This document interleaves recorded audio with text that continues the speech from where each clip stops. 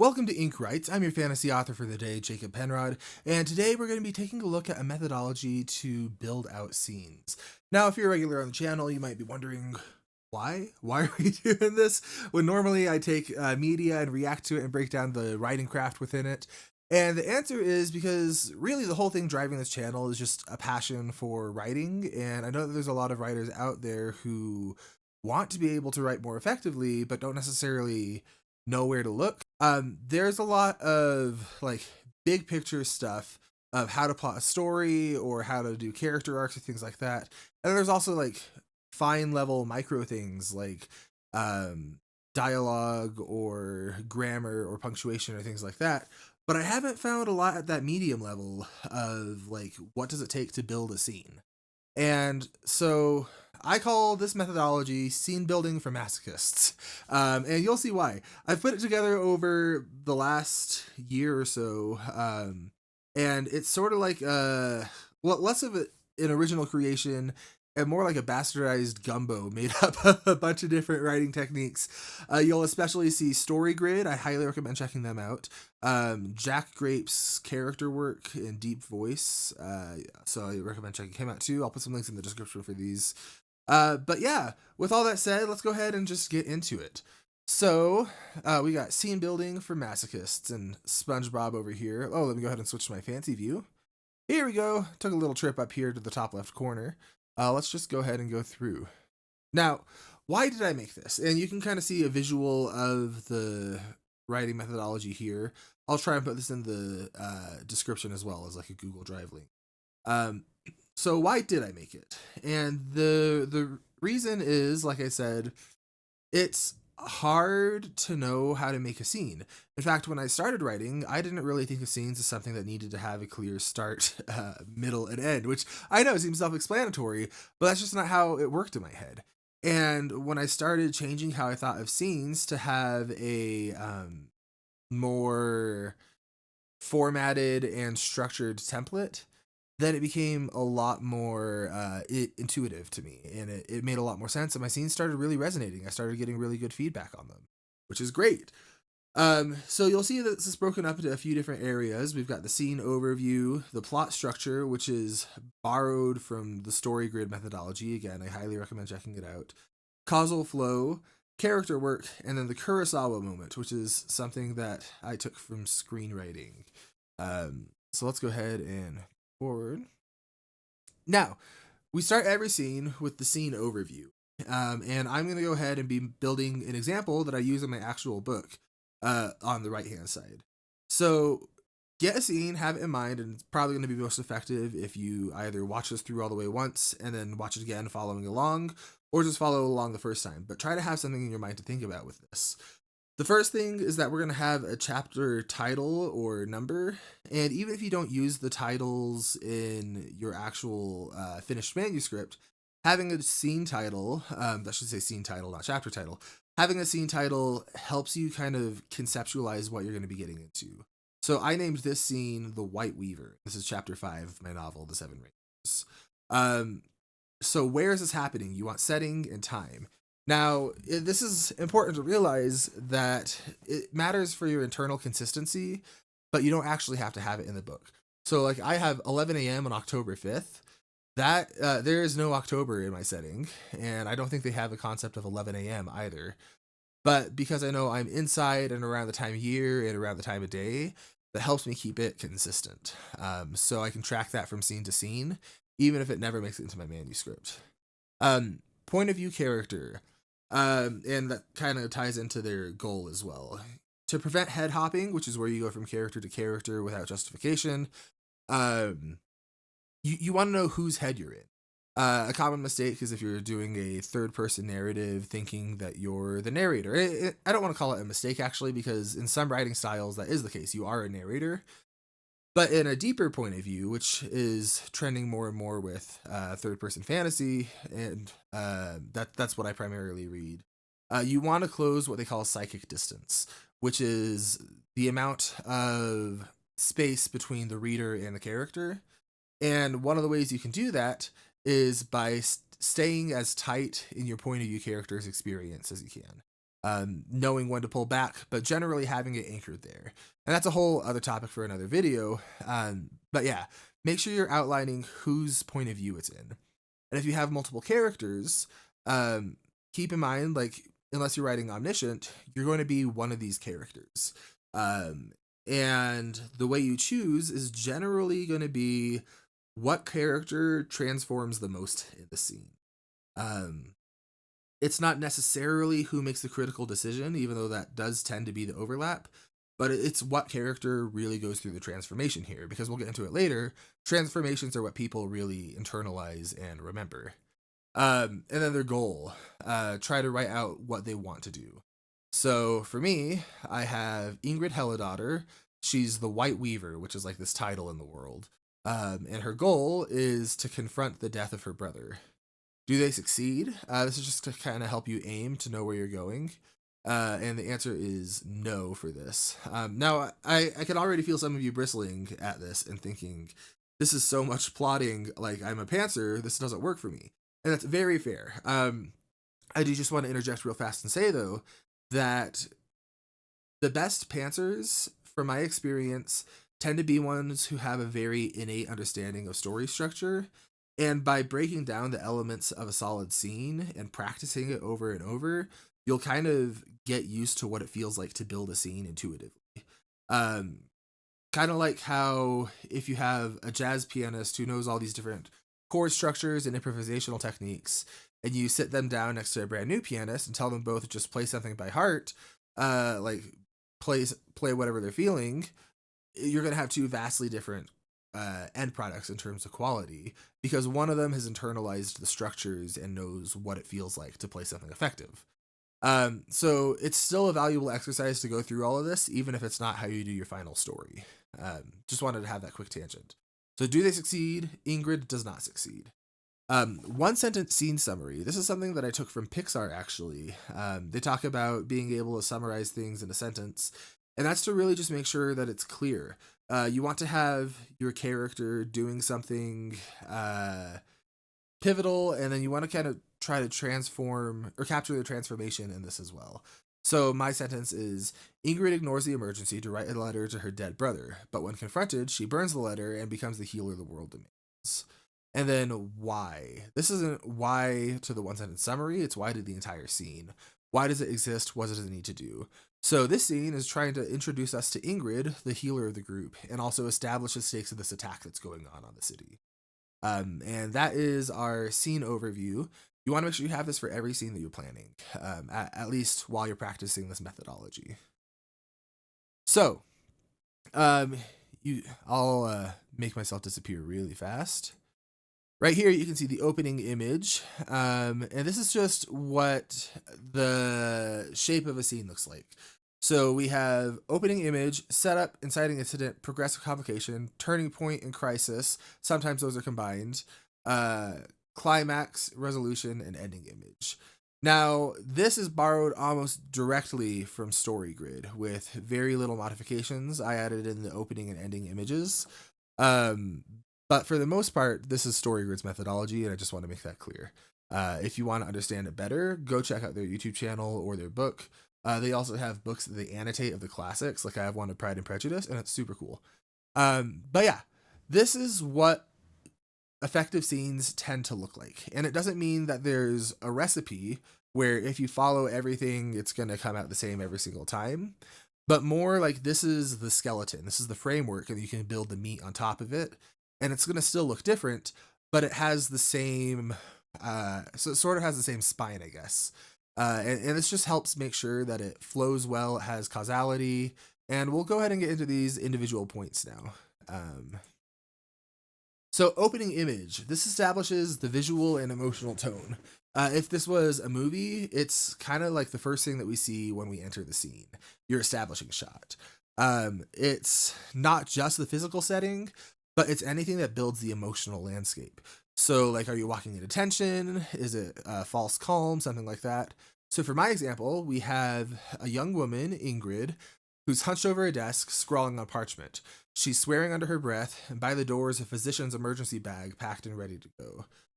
It's daytime, but the room is dim the room is dimly lit by a candle on Ingrid's desk, and a blue headband rests on the desk, and the door is closed.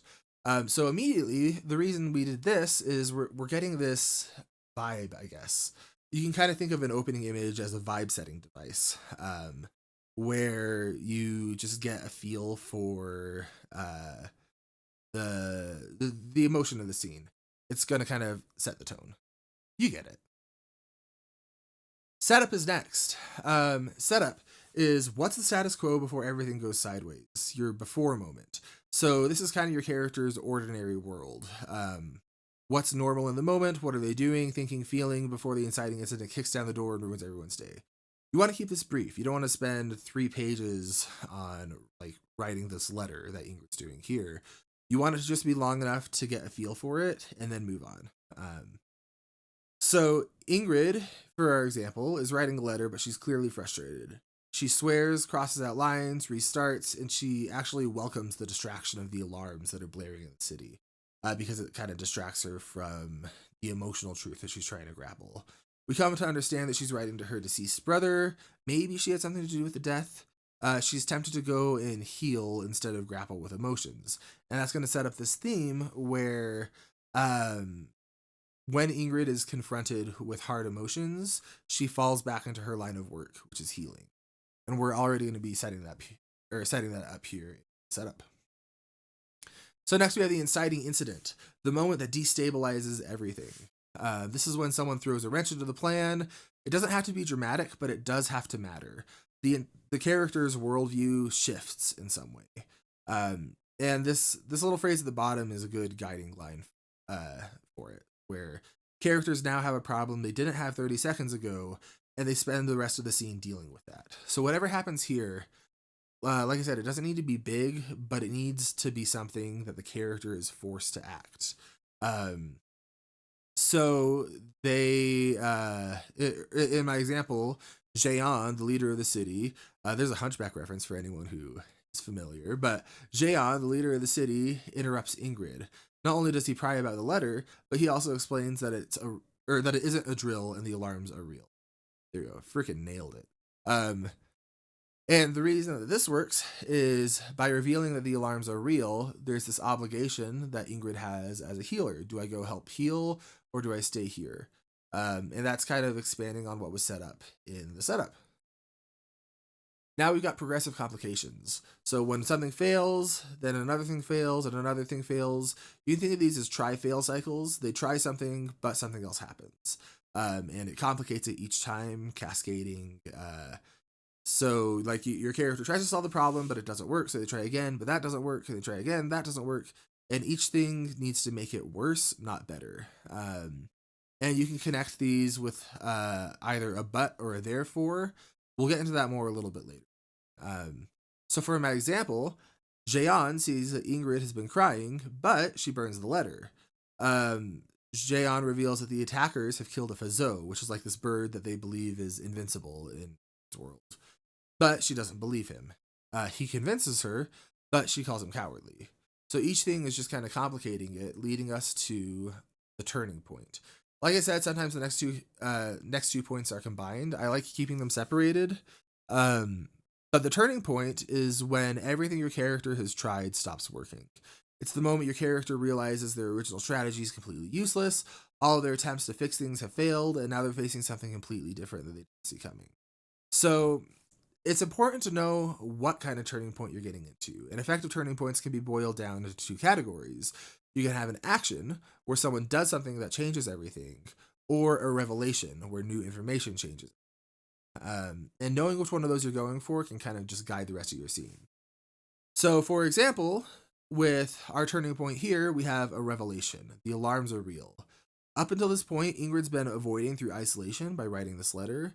But now, Jeon is asking Ingrid to stay by his side. And maybe like offering to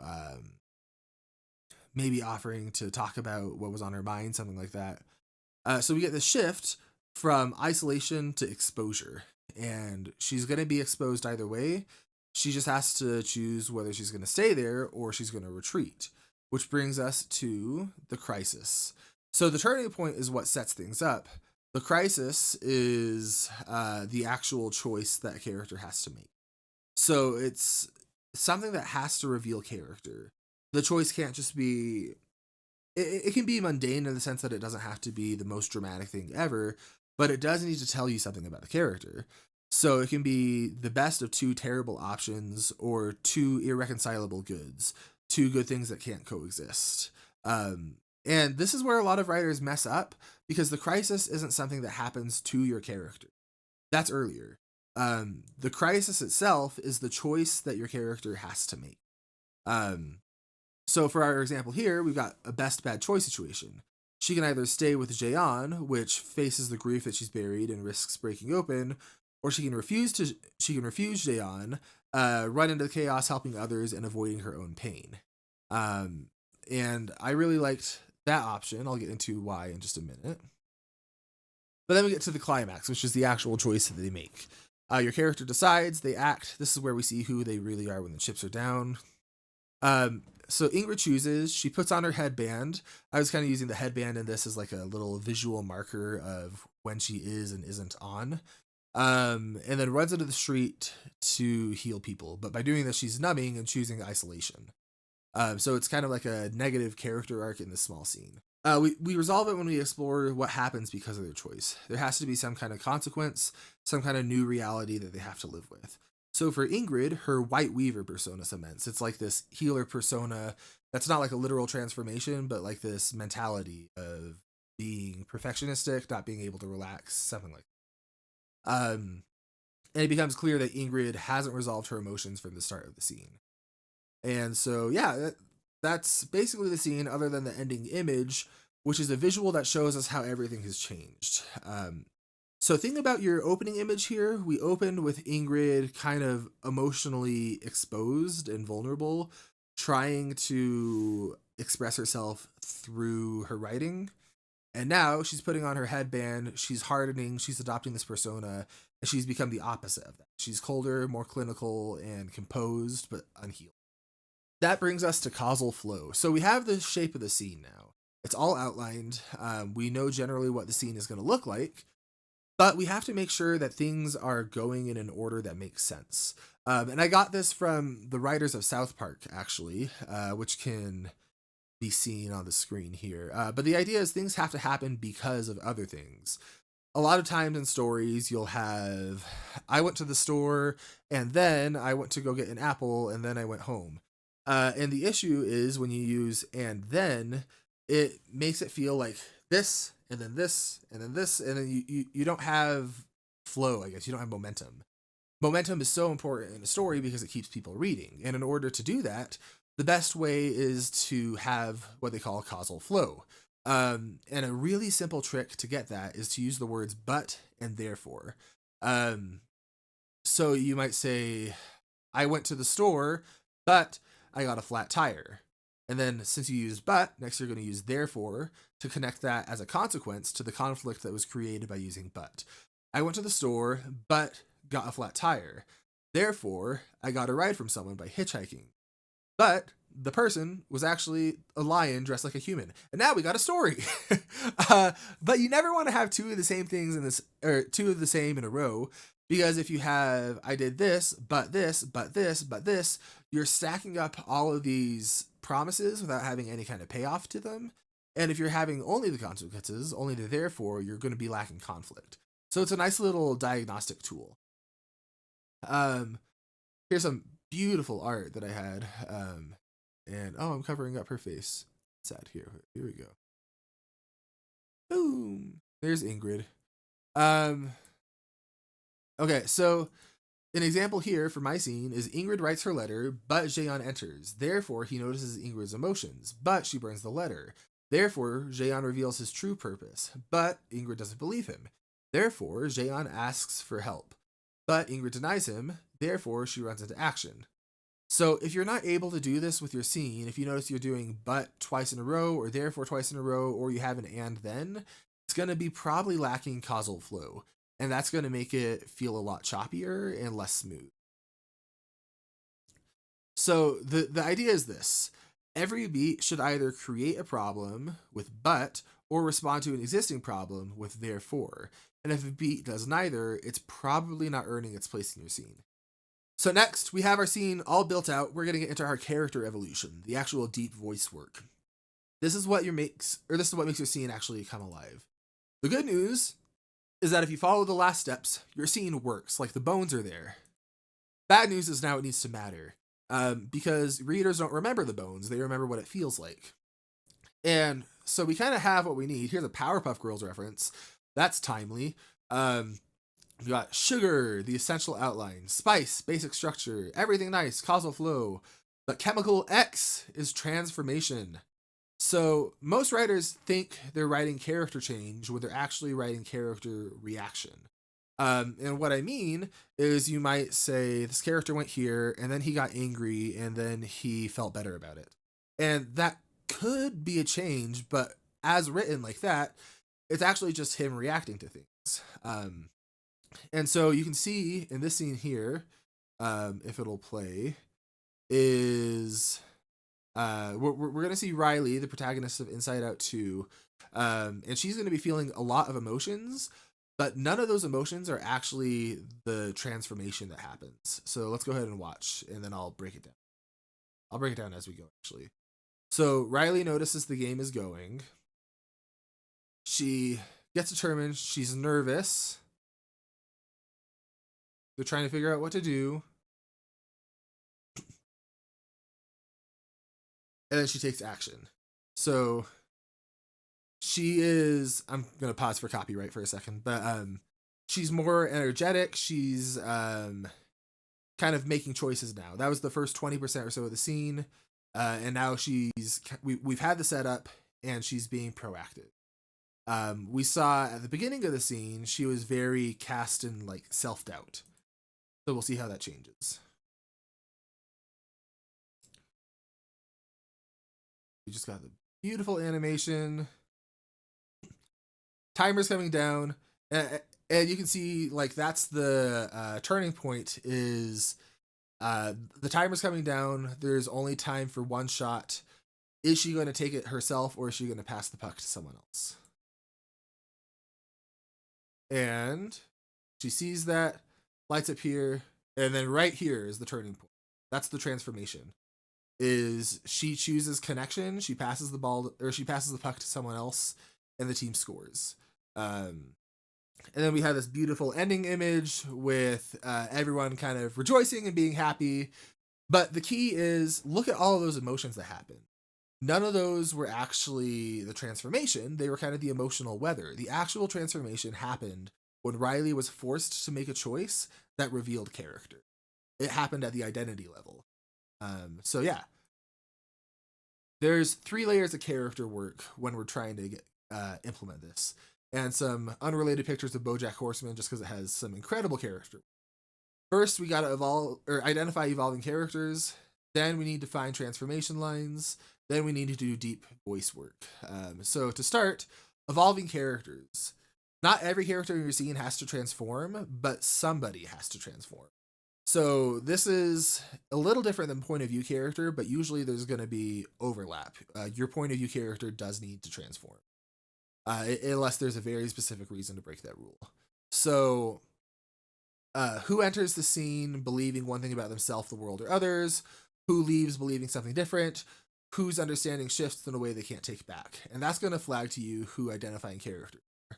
So with Ingrid, she changes from isolation to external numbing. And then for Jaeon, he reflects kind of Ingrid's experience back at her, serving as a catalyst. And because I know this, I can focus the transformation around Ingrid and let Jaeon support that. That's important to do the transformation line as well. So what is a transformation line?